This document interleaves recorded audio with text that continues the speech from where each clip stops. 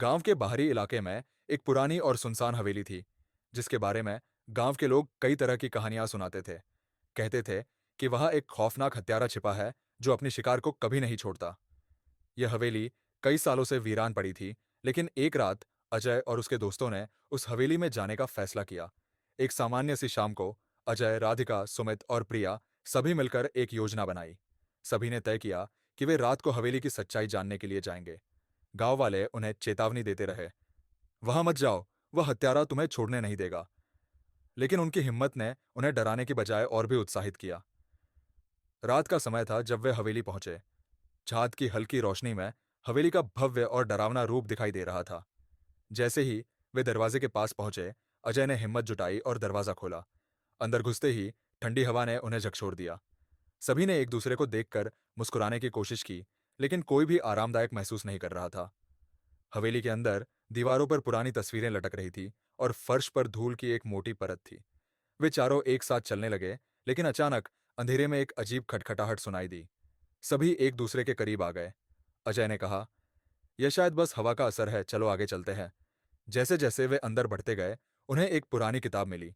किताब में लिखा था कि इस हवेली का एक खौफनाक राज्य है। यहाँ एक आत्मा है जो अपने शिकार को कभी नहीं छोड़ती। उस किताब को पढ़ते हुए उनके दिल की धड़कनें तेज हो गईं। तभी अजय के फोन पर एक अज्ञात नंबर से मैसेज आया, मैं तुम्हारे पास हूं। यह देखकर सभी का चेहरा सफेद पड़ गया। उन्होंने आपस में चर्चा की कि शायद यह मजाक हो, लेकिन कोई भी इस बात पर यकीन करने को तैयार नहीं था। उस समय एक काली छाया अचानक सामने आई। अजय ने तुरंत कहा, हमें यहां से निकलना होगा। लेकिन जब उन्होंने दरवाजे की तरफ देखा, तो पाया कि दरवाजा अपने आप बंद हो चुका था। चारों दोस्तों में हड़कंप मच गया। यह क्या हो रहा है? प्रिया ने डरते हुए पूछा। राधिका ने कहा, हमें किसी तरह बाहर निकलना होगा, यह सब बेतुका है। लेकिन दरवाजे पर उनकी कोशिशें बेकार हो गईं। वे फिर से किताब के पास लौटे और पढ़ने लगे। उसमें लिखा था कि एक हत्यारा कई साल पहले इस हवेली में मार दिया गया था, लेकिन उसकी आत्मा आज भी यहां भटकती है। एक एक करके दोस्त एक दूसरे से दूर होने लगे, जैसे किसी अदृश्य शक्ति ने उन्हें खींच लिया हो। सबसे पहले सुमित गायब हुआ। उसकी चीख सुनकर बाकी लोग सहम गए। अजय ने कहा, सुमित तुम कहाँ हो? लेकिन कोई जवाब नहीं आया। इसके बाद प्रिया की भी चीख सुनाई दी और वे भी अचानक गायब हो गई। अब सिर्फ अजय और राधिका बचे थे। अजय को समझ में आ गया कि उन्हें आत्मा का सामना करना होगा।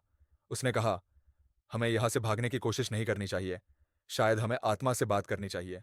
राधिका ने कहा, तुम सच कह रहे हो, हमें अपनी हिम्मत जुटानी होगी।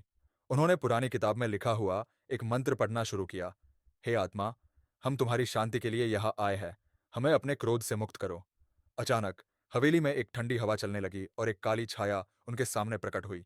आत्मा ने कहा, तुमने मेरी कहानी नहीं जानी। मैं शांति चाहता हूं, लेकिन मेरा हत्यारा आज भी यहाँ है।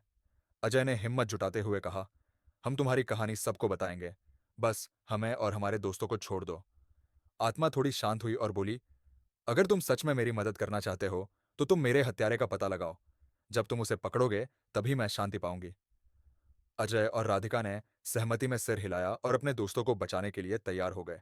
उन्होंने कहा, हम तुम्हारी मदद करेंगे, लेकिन पहले हमें हमारे दोस्तों को वापस लाओ। आत्मा ने एक पल के लिए सोचा, फिर एक हल्का प्रकाश चारों ओर फैल गया। अजय ने अपनी आंखें खोली और देखा कि उसके सभी दोस्त वापस आ गए हैं। उन्होंने राहत की सांस ली, लेकिन यह जानकर डर गए कि उनके चारों ओर अभी भी खौफ का साया था। क्या अजय और उसके दोस्त सच में आत्मा का हत्यारा ढूंढ पाएंगे? क्या वे अपनी जान बचा पाएंगे? इसके लिए चैनल को सब्सक्राइब करना ना भूलें।